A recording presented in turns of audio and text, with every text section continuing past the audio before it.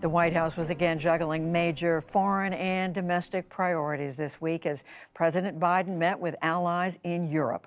While in Washington, his Supreme Court nominee was in the hot seat. To discuss another busy week, we turn to Brooks and Capehart.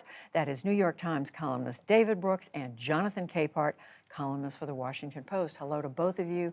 So good to see you here on this Friday night. A lot to talk about, Jonathan, but let's start with Ukraine. The Ukrainians more than holding their own on a number of fronts, but the Russians just keep pounding away. In general, how do you think the West is doing in standing up to what's going on? Well, I think the West is doing a good job. I mean, they've been making it very clear, excuse me, they've been making it very clear that if Putin hits a NATO nation, that NATO will hit back. The alliance has been continuing to funnel weapons and things to the Ukrainians to aid in their fight. And with the president in Brussels and also in Poland, but especially in Brussels with those back-to-back-to-back meetings, NATO, EU, and other meetings, the signal being sent by the president and by the West to Vladimir Putin is, we are united, we are strong, and you will have to contend not just with the Ukrainians, but with us collectively if you go even farther than that. And I think, it's symbolic, but symbols matter in a conflict like this.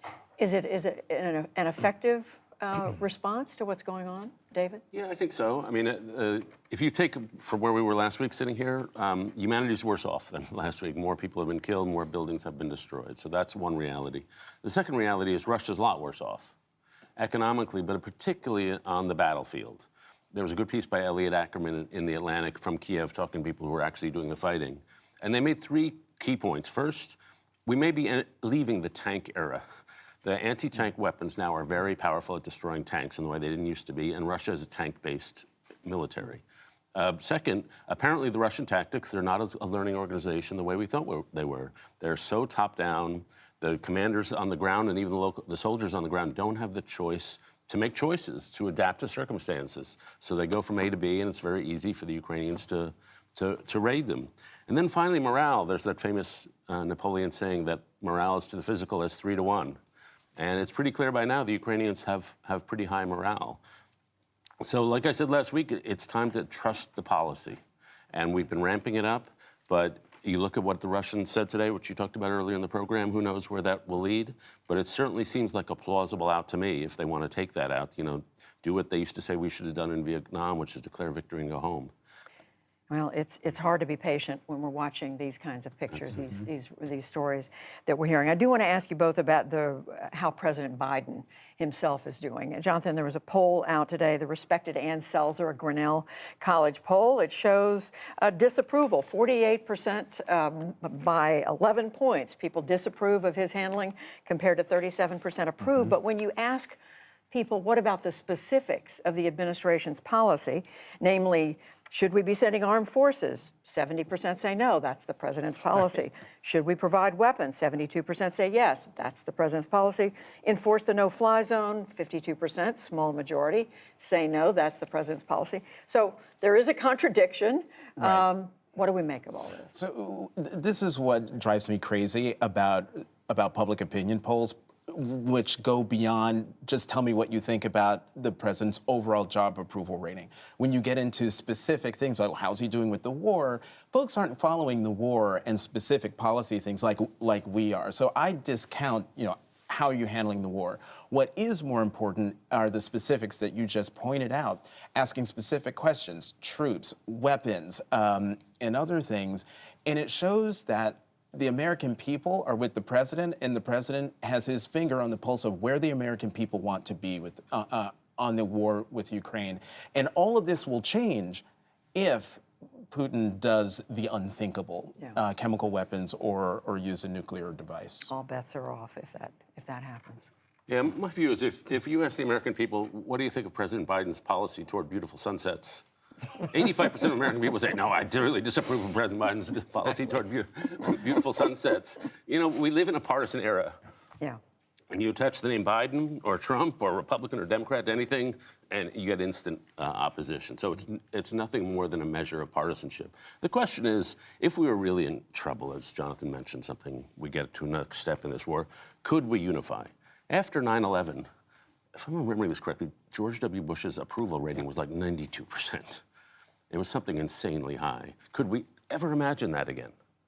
It's very hard to imagine that, and that means we're just not as resilient a country as we were when you could get beyond party labels. But it is notable that there's agreement with the policy, just as you say, not when you attach President Biden's name to it. The Supreme Court confirmation hearings this week, it was almost, Jonathan, a tale of two. It was as if two nominees were sitting there. Judge Ketanji Brown Jackson, to listen to the Democratic senators, you would think this was a supremely qualified woman who'd served for almost a decade in the federal courts. To listen to Republicans, she's soft on crime. She tends to give lenient sentences to people who've engaged in child abuse. What did you make of the senators, of the process of the nominee? How much time do we have, Judy? I know we don't have a lot of time. It was as if we were watching, yes, the Supreme Court nomination hearings of Ketanji Brown Jackson, but also a relitigation of the Supreme Court confirmation hearings for Justice Kavanaugh on one level. Democrats doing their level best to remind people of just how qualified Judge Brown Jackson is, how qualified, beyond qualified she is to serve on the high court. And the Republicans did everything they could to tear her down, belittle her experience, call her everything but a child of God, telling a mother that she is not just soft on crime, but is fine with people peddling in child pornography. It was just appalling. And I think that what Senator Booker, who is even more loquacious than I am, his oration that made her cry, I would have cried if my in-laws and my mother weren't also sitting in the living room as we watched this. When I saw her wiping away the tears, I felt that in my bones because I understood where that emotion was coming from. You know, in the Black community, we call everyone brother and sister, that brother over there, that sister over there. And it really wasn't until watching that I really understood what that meant. I'm about 3 years older than Judge Ketanji Brown Jackson. I'm an only child. I don't know her. I've never met her. But watching her sit there, as we're looking at that picture right now, I felt as if I was watching a relative go through hell. And to have Senator Booker remind her, but remind the country of why she's there, how hard she worked, how qualified she is, and to not let anyone rob her of her joy, how important that was. She loves her country.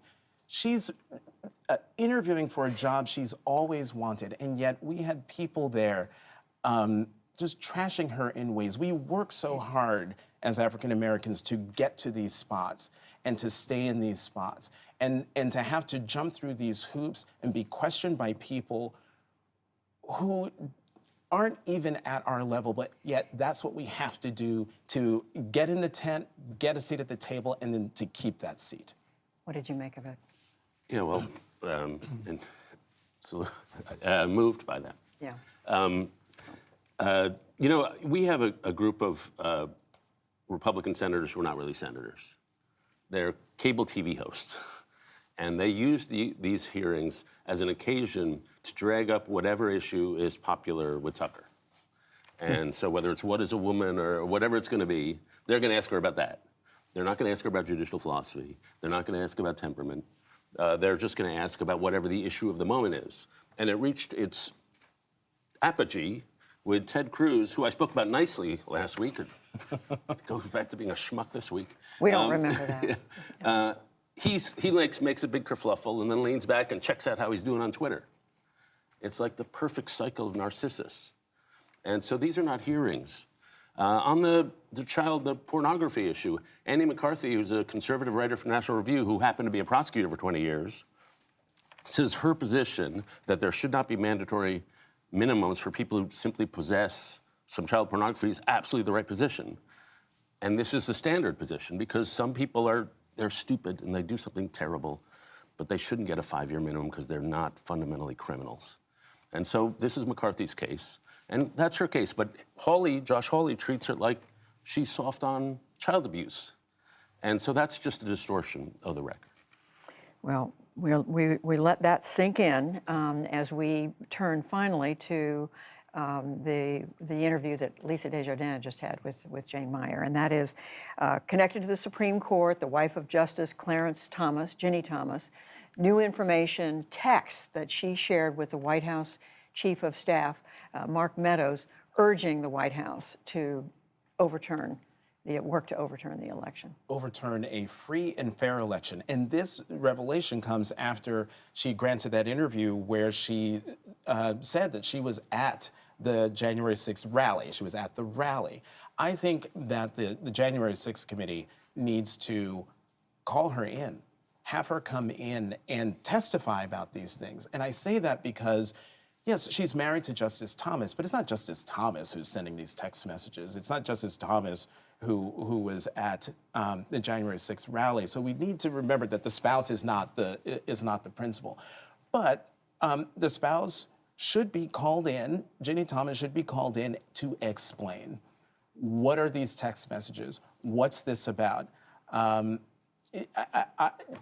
Meyer is the preeminent expert on this, and when she said that she talked to folks who said that Ginny Thomas and Justice Thomas crossed a line, I want to know how far over that line they've gotten. How do you see it? Yeah, there are codes of decorum that hold up the legitimacy of our system. And the Trump era, we've seen those codes be trashed. And I would say Ginny Thomas trashed those codes, just how a justice's wife should behave, or a husband, whatever it is, because it implicates. Did it go over the line?